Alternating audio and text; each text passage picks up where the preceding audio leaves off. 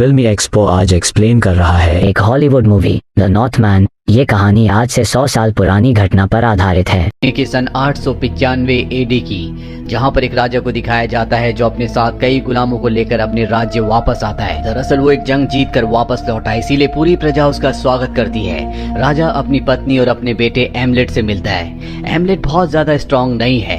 राजा जंग में जो खजाना जीता होता है उसमें से एक गले का लॉकेट निकाल कर वो अपने बेटे एमलेट को देता है। यहाँ पर हमें राजा के भाई को भी दिखाया जाता है जिसका नाम फैंग है।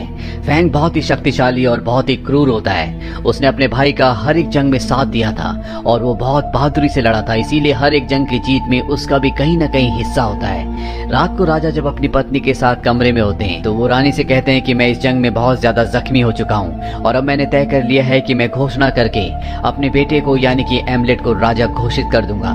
पर उसकी पत्नी कहती है कि तुम ऐसा मत करना, क्योंकि वो बहुत छोटा और बहुत कमजोर भी है और अगर तुम ऐसा करना ही चाहते हो तो सबसे पहले तुम्हें अपने छोटे भाई को मारना होगा, क्योंकि उसने तुम्हारा हर जंग में साथ दिया है और उसे लगता है कि तुम्हारे बाद वही राजगद्दी का अधिकारी है। अगर तुमने अपने बेटे को भी राजा बना दिया तो हो सकता है कि तुम्हारा भाई उसे मार दे। राजा को पता है कि जो उसकी पत्नी कह रही है वो बिल्कुल सही है, इसीलिए वो अपने बेटे को अपने पुश्तैनी मंदिर में ले जाता है जो कि बहुत दूर होता है, जहाँ पर बहुत छोटे छोटे संकरे रास्ते होते हैं। राजा एमलेट को बताते हैं कि कभी मेरे पिता भी मुझे यहाँ पर लेकर आए थे और इसके बाद ये उस जगह जाते हैं जहाँ पर सारे रिचुअल्स किए जाते हैं। यहाँ पर एक प्रीस्ट पहले से होता है और प्रीस्ट इन दोनों को कहते हैं कि तुम्हें साबित करना होगा कि तुम डॉग हो या वुल्फ हो।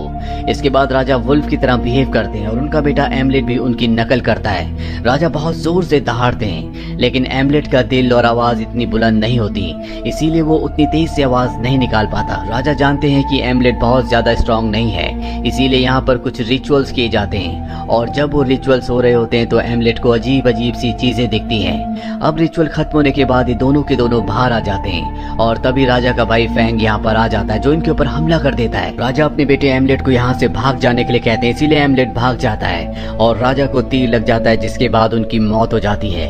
अब जब एमलेट भाग रहा होता है तभी वहाँ पर फैंग का एक आदमी उसे पकड़ लेता है और एमलेट उसे जख्मी करके वहाँ से अपने राज्य वापस आ जाता है, जहाँ पर वो देखता है कि उसके अंकल फैंग ने पूरे राज्य पर अपना कब्जा कर लिया है, साथ ही उसकी मॉम को बंदी भी बना लिया है।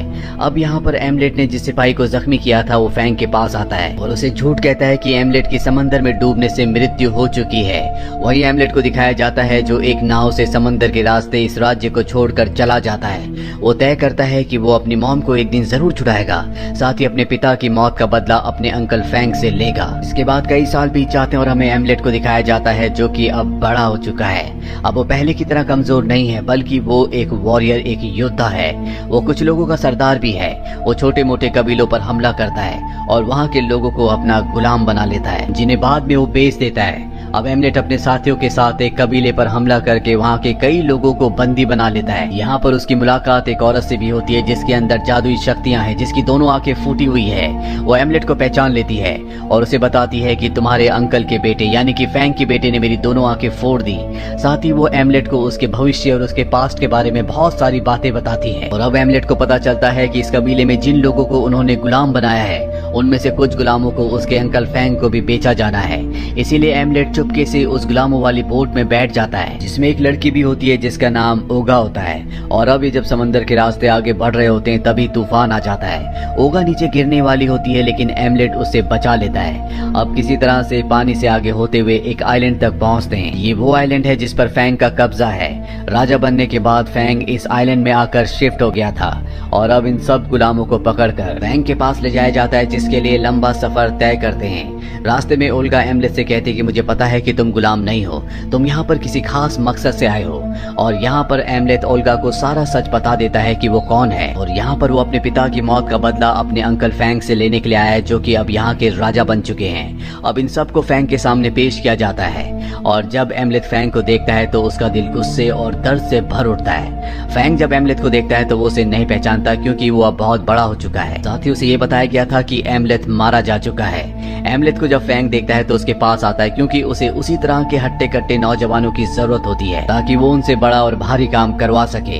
अब यहाँ पर एमलेट से मजदूरी करवाई जाती है, उसे दिन रात काम करवाया जाता है और एक दिन एमलेथ अपनी मॉम को यानी कि रानी को देख लेता है, जिसके बाद उसे बहुत दुख होता है। अपनी मॉम को किसी भी कीमत पर यहाँ से छुड़ाना चाहता है और जब वो रात को अकेला होता है तभी उसे वहाँ पर एक पिग दिखता है जो उसे इशारा करके अपने पीछे आने के लिए कहता है और एमलेथ उसका पीछा करना शुरू कर देता है। वो पिग उसे गुफा तक ले जाता है और जब वो अंदर जाता है तो देखता है कि वहाँ पर एक प्रीस्ट है जो कि कोई रिचुअल कर रहा है। वो एमलेथ से कहते हैं कि मुझे पता है कि तुम कौन हो, तुम राजा के बेटे हो और यहाँ पर अपने पिता का बदला लेने के लिए आए हो। एमलेथ कहता है कि हाँ, लेकिन मुझे नहीं पता कि मैं अपने पिता का बदला कैसे लूंगा, मुझे आप कोई रास्ता बताएं। और तब वो उसे एक तलवार के बारे में बताते हैं और कहते हैं कि वो तलवार बहुत शक्तिशाली है, तुम्हें उस तलवार को हासिल करना होगा। वो एमलेथ को उस जगह का रास्ता भी बता देते हैं जहाँ पर वो तलवार है और अब एमलेथ अकेला ही उस तलवार को हासिल करने के लिए निकल पड़ता है। वो एक अंडरग्राउंड जगह में जाता है जहाँ पर वो देखता है कि एक मम्मी है जो कि बहुत पुराने राजा की मम्मी होती है, जिसके हाथ में वही ताकतवर तलवार होती है। और अब एमलेथ उस तलवार के उस मम्मी के सामने जाता है पर तभी मम्मी जिंदा हो जाती है, उस पर हमला करती है। एमलेथ भी मम्मी का सामना करता है, उस पर हमला करता है और जैसी मम्मी रोशनी में आती है तो एमलेथ अपने होश में वापस आता है। दरअसल ये पूरी की पूरी लड़ाई उसका भ्रम थी, अभी भी मम्मी अपनी जगह पर बैठी होती है। उसे समझ में आ जाता है कि ये तिलिस्मी जगह है, उसे किसी भ्रम जाल में नहीं फंसना। वो राजा की मम्मी के पास जाता है और उसके हाथ से तलवार ले लेता है। उसके बाद मम्मी वहीं पर बिखर जाती है और अब एमलेथ तलवार लेकर वापस आता है और उसे एक जगह पर छुपा देता है। इसके बाद वो ओल्गा के पास जाता है और उसे कहता है कि तुम चिंता मत करो, मैं जल्दी फैंग को मारकर सबको आजाद करवा दूंगा। दरअसल फैंग और उसके आदमी ओल्गा को परेशान कर रहे होते हैं। ओल्गा फैंग के यहाँ पर खाना बनाने का काम करती है।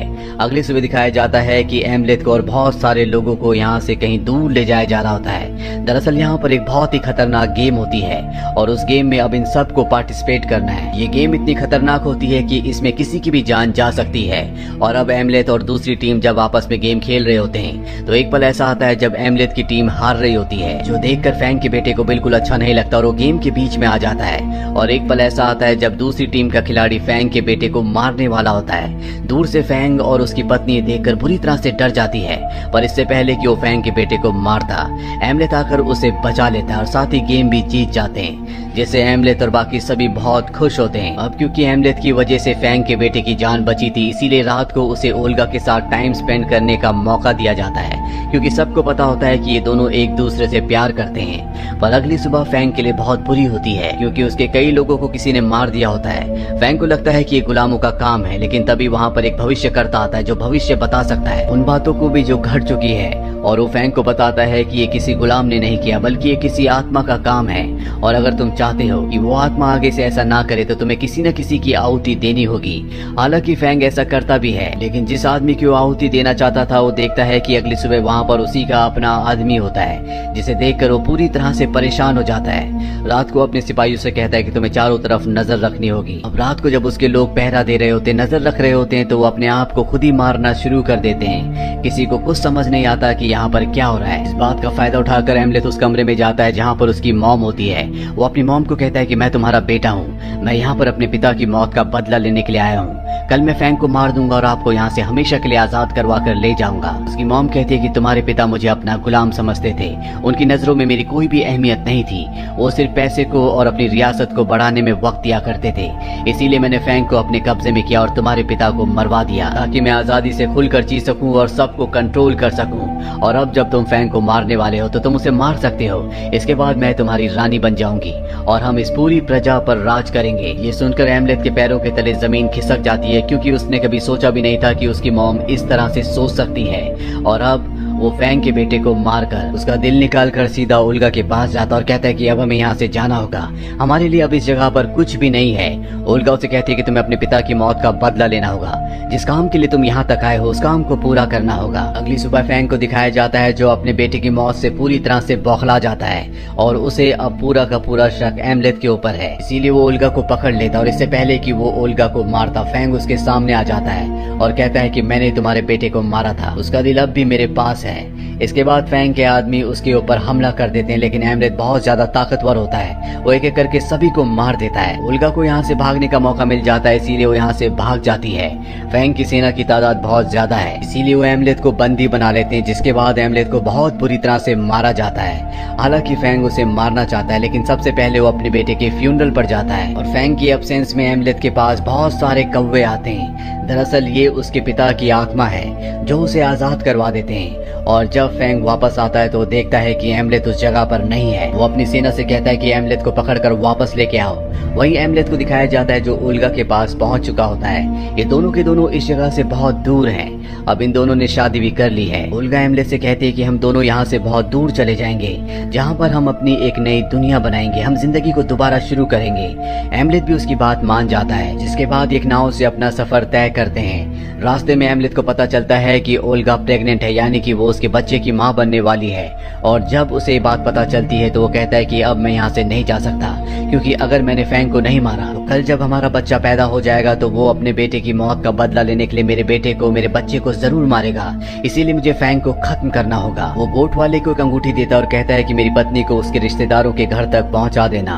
और इसके बाद वो पानी में कूदकर एक बार फिर से फैंग को मारने के लिए उसके राज्य में पहुंच जाता है, जहाँ पर वो देखता है कि फैंग की सेना अपने आप ही मर रही है। ऐसा पहले भी हो चुका है और ऐसा सिर्फ उस तलवार की वजह से हो रहा होता है जो मम्मी के हाथ से छीन कर लाया था। वो एक मैजिकल और पावरफुल तलवार होती है, जो तलवार शुरू से ही उसकी मदद कर रही होती है और इसीलिए फैंग के बहुत सारे लोग अपने आप ही मारे जा चुके होते हैं। इसके बाद एमलेथ उस जगह जाता है जहाँ पर बहुत सारे गुलाम होते हैं। वो सभी गुलामों को आजाद करवा देता है और अब वो किसी भी कीमत पर फैंग को मारना चाहता है। पर सबसे पहले उसका सामना उसी की मॉम से होता है, जो उसके ऊपर हमला कर देती है और गलती से तलवार उसकी मॉम को लग जाती है, जिससे उसकी मॉम की मृत्यु हो जाती है। और अब उसके पीछे से वहाँ पर फैंग भी आ जाता है, जो अपनी पत्नी को मरा हुआ देखकर बहुत ज्यादा दुखी होता है, क्योंकि उसने अपने बेटे और अपनी पत्नी दोनों को खो दिया। एमलेथ की मॉम से उसने शादी कर ली थी, इसीलिए वो अब उसकी पत्नी थी। फैंग अपनी पत्नी को उठाकर ले जाता और एमलेथ से कहता है कि मैं तुम्हें ज्वालामुखी के पास मिलूंगा। एमलेथ जब ज्वालामुखी के पास जाता है तो वहाँ पर फैंग होता है। दोनों के बीच में घमासान लड़ाई होती है। ये दोनों एक दूसरे पर हावी हो रहे होते हैं और एक पल ऐसा आता है जब ये दोनों एक दूसरे को तलवार मार देते हैं। फैंग की मृत्यु हो जाती है और एमलेथ अपनी जिंदगी की आखिरी सांसें ले रहा है। और तभी वो अपने विजन्स में देखता है कि उसकी पत्नी ओल्गा ने 2 जुड़वा बच्चों को जन्म दिया है, जो देखकर उसे बहुत तसल्ली होती है। इसके बाद उसकी मृत्यु हो जाती है और ये कहानी और इसी के साथ ये मूवी यहाँ पर खत्म हो जाती है।